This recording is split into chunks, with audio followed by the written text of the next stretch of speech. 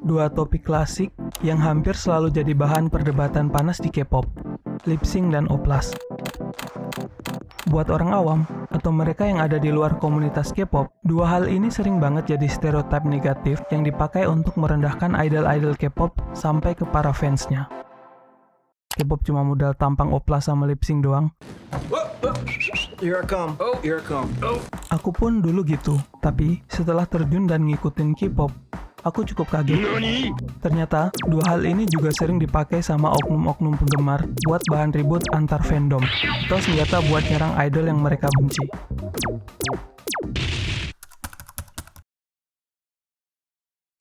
Welcome to LH Project, bareng aku Fer. Di video ini, pertama aku pengen bahas soal lip sync di K-pop. Tapi sebelum mulai, alangkah baiknya kita lebih dulu menyamakan persepsi soal apa itu lip sync. Dari yang aku baca, lip sync adalah teknik menyelaraskan gerakan bibir dengan rekaman suara yang sudah ada sebelumnya. Kalau di K-pop, pas lagi tampil, terlihat seolah bernyanyi langsung. Padahal, yang terdengar adalah audio pre-record atau audio yang sudah direkam sebelumnya. Sejarah awal lip sync adalah dari industri film di tahun 1920-an, di mana penerapannya untuk mengatasi kendala teknis perekaman suara. Terus dari situ, mulai digunakan juga di acara TV, sampai akhirnya dipraktikkan juga di pertunjukan atau konser musik. Di K-pop, lip sync sebenarnya sudah cukup sering digunakan, tapi di saat yang sama juga jadi hal yang dibenci, bahkan sering dipandang sangat negatif oleh kebanyakan penggemar. Sementara menurutku pribadi, praktek lip sync di K-pop itu nggak masalah, bahkan ada kondisi tertentu yang memang mengharuskannya. Misalnya, saat kondisi vokal idol lagi kurang baik, atau ketika mereka harus tampil dengan koreografi yang ekstrim. Di situasi seperti itulah lip sync diperlukan untuk menjaga kualitas keseluruhan penampilan. Dan sebagai penggemar, kita harusnya paham kalau idol K-pop itu bukan cuma penyanyi, tapi juga performer. Jadi, selain vokal, visual dan dance juga sama pentingnya. Jadi menurutku, yang buruk itu bukan lip sync-nya, tapi tergantung bagaimana cara menggunakannya. Aku pribadi, lebih milih nonton perform yang pakai lip sync, tapi tetap maksimal, daripada dipaksakan live vokal, terus hasilnya berantakan, dan malah bikin pengalaman nonton jadi kurang nyaman.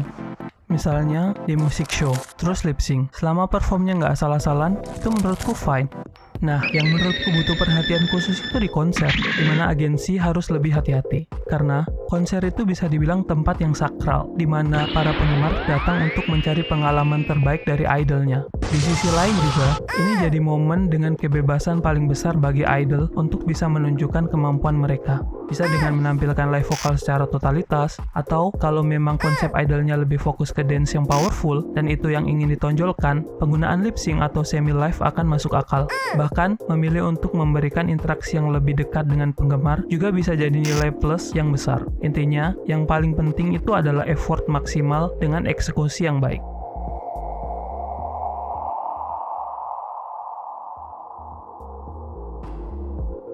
Sebagai sesama penggemar, aku sangat paham dengan keinginan untuk mendengar suara asli idol secara otentik.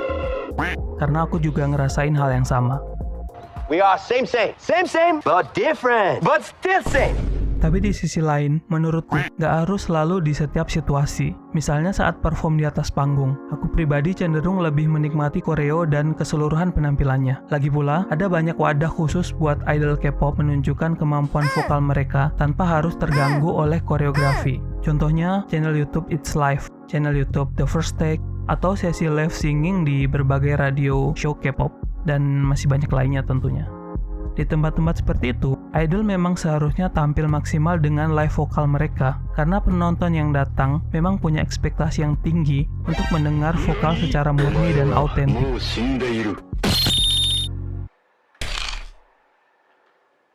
Jadi menurutku, buat kalian yang masih sering memperdebatkan soal lip sync di K-pop, coba deh lihat gambaran besarnya. Lip sync itu hanyalah alat yang dipakai idol untuk bisa memberikan penampilan terbaik dalam berbagai kondisi.